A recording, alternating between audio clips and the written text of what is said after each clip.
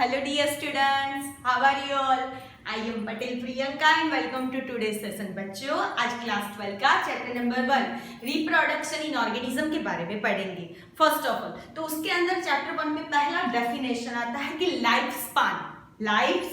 मैं भी आपको पूछूं कि लाइफ स्पान क्या है तो देखो आप क्या बोलोगे. मैम बर्थ से लेके उनका डेथ तक का जो पीरियड होता है, the period from birth to death.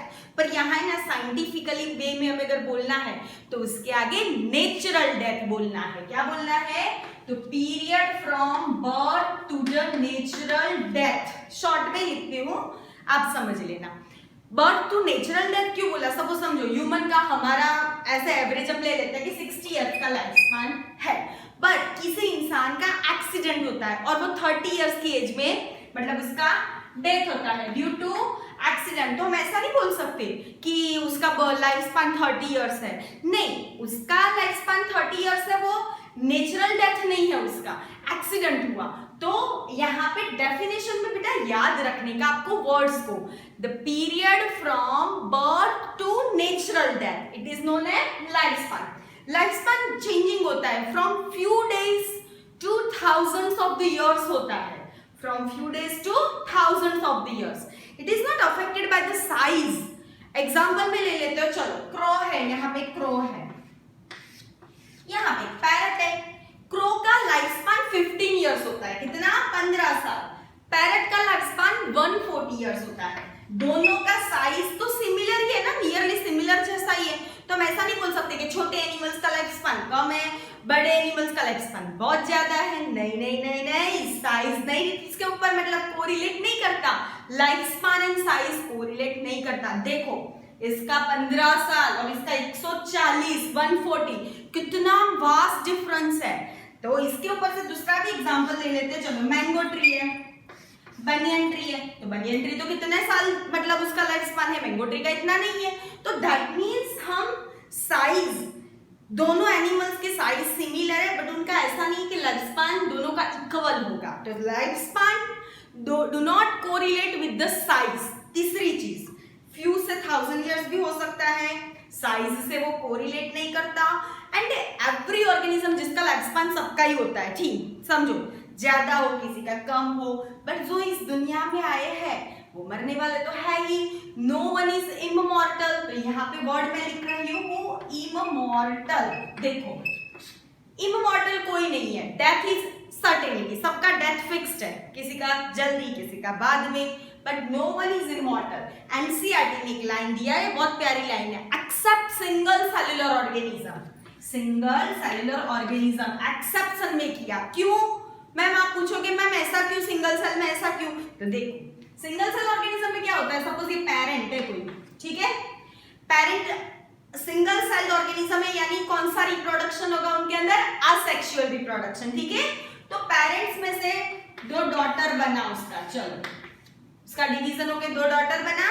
तो चलो 2 डॉटर में से वापस 2 डॉटर बनेगी, ऐसे वापस डॉटर बनेगी उनकी. तो ये डॉटर क्या बन जाएगी उस टाइम? ये पेरेंट बन जाएगा, ये भी पेरेंट बन जाएगी, इनको डॉटर बना रही है. तो ये पेरेंट जो पहले था उसका कोई फिजिकल एविडेंस नहीं है, और जिस चीज का कोई फिजिकल, क्योंकि इसको इसमें कन्वर्ट हो गया है ना, तो जिस चीज का फिजिकल कोई एविडेंस नहीं है तो उसको हम इमॉर्टल मॉडल कुछ उसका लाभ मतलब होता ही नहीं है उसका, ठीक है. तो इस सेक्सुअल के लिए ये एक्सेप्शनल में इसीलिए बोला है, ठीक है बेटा. चलो अभी एनसीईआरटी ने मस्त डायग्राम दिया है, हॉर्स ना, एलिफेंट ना, रोज ना, फ्रूट फ्लाई ना, और उन सबके लाइफ स्पान भी बताया है, सेकंड पेज पे ही है. इसमें ना एनसीईआरटी में सम का लाइफ स्पान दिया है, सम का नहीं दिया है. तो आज मैं सबका बताने वाली हूँ, आप उस फिल इन द ब्लैंक दिया है उसमें फिल कर देना, ठीक है. देखो यहाँ पे देखो, एलिफेंट का जो लाइफ स्पान होता है वो 60 to 90 इयर्स का होता है. Elephant 60 to 90 years, rose 5 to 7 years, dog का 25 to 30 इयर्स. उसके बाद है बटरफ्लाई. बटरफ्लाई का क्या होता है? 1 to 2 वीक्स, और फ्रूट फ्लाई का भी 1 to 2 वीक्स है. तो आप इजीली याद रख सकते हैं butterfly and fruit fly. Crocodile है ना, क्रोकोडाइल उसका कितना है पता है? 60 इयर्स होता है क्रोकोडाइल का. क्रो जो होता है उसका, क्रो का 15 इयर्स होता है. बनाना ट्री जो बनाना होता है 25 इयर्स. में बाकी सब रिपीट करूंगी, एग्जाम में पूछते हैं. काऊ 20 to 25 इयर्स होगा. ये है पैरट कैट 140 इयर्स मैंने यहाँ पे बताया था, क्रोकोडाइल 60, हॉर्स भी 60, दोनों का 60 याद रहेगा। Fruit fly 1 to 2 weeks, butterfly भी 1 to 2 वीक्स, ये भी याद रहेगा। ठीक है, हमें राइस प्लांट होता है, जो राइस प्लांट वो 3 to 4 मंथ का होता है उसका लाइफ स्पैन।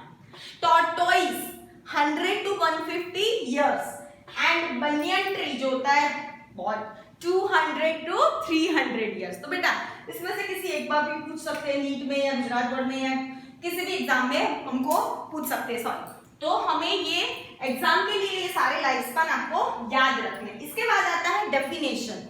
ये कंटिन्यूटी होती है from one generation to next generation, it is due to reproduction. तो मैम रिप्रोडक्शन का डेफिनेशन क्या तो है ना, रिप्रोडक्शन अलग करो, स्प्लिट करो वर्ड्स को। मैंने बोला है बायोलॉजी में वर्ड्स को क्या करना है बेटा, स्प्लिट करना है।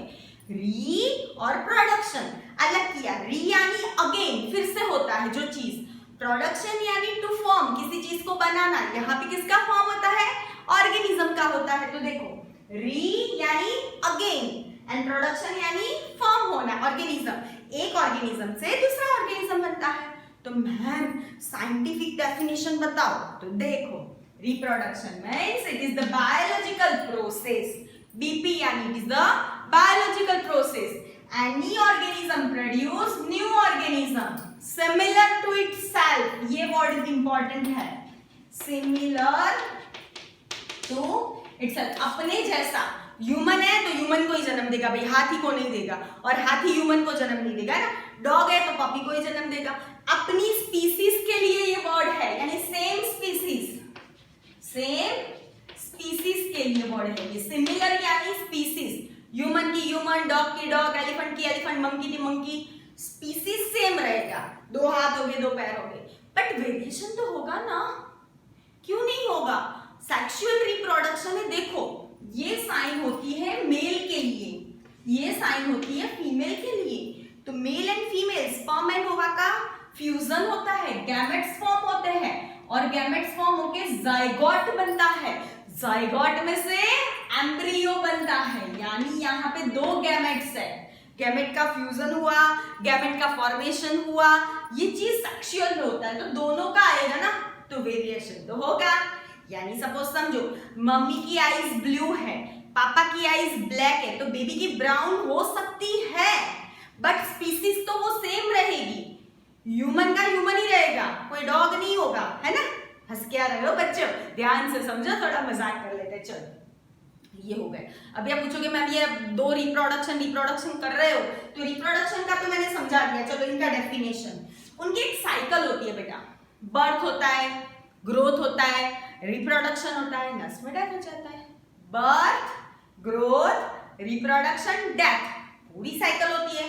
वो साइकिल का कोई मैकेनिज्म भी होता है, मैकेनिज्म कैसा कि उनका रिप्रोडक्शन कैसा होगा, उसके लिए उनका हैबिटेट कौन सा है, इनकी इंटरनल फिजियोलॉजी कैसी है, अदर सेवरल फैक्टर्स भी अफेक्ट करते हैं। Habitat, internal physiology, several other factors भी अफेक्ट करते हैं। ये चीज हो गई। चलो मैकेनिज्म, साइकिल हो गया, रिप्रोडक्शन। अभी 2 रिप्रोडक्शन है, सेक्सुअल या सेक्सुअल, आप पूछते हो तो मैं दोनों का डिफरेंस बताओ। देखो सिंपल लैंग्वेज में एसेक्सुअल रिप्रोडक्शन होता है, सिंगल पेरेंट इन्वॉल्व, एक ही पेरेंट होता है उनके अंदर। Sexual 2 opposite sex, male female involve. Sexual, asexual में नो वेरिएशंस अगर, क्योंकि एग्जैक्ट कॉपी होती है वो। तो यहाँ पे वेरिएशंस अकर, यहाँ पे morphologically and genetically it is similar to the parent, और उसको क्लोन बोलते हैं। ये वर्ड इंपॉर्टेंट है बेटा, clone, that means morphologically and genetically similar to the parent, exact copy होती है, that's why it is called clone. यहाँ पे वेरिएशन होता है, नहीं होता है। यहाँ पे फ्यूजन, मतलब पहले तो फॉर्मेशन होता है किसमें, सेक्सुअल में, मेल एंड फीमेल का, एंड देन फ्यूजन भी होता है। असेक्सुअल में कैसे, गैमेट फॉर्मेशन भी नहीं होता, गैमेट का फ्यूजन भी नहीं होता, कुछ नहीं होता, है ना। तो ये डिफरेंस हुआ। बाकी का हम नेक्स्ट लेक्चर में देखेंगे बेटा। तब तक के लिए बाय, थैंक यू।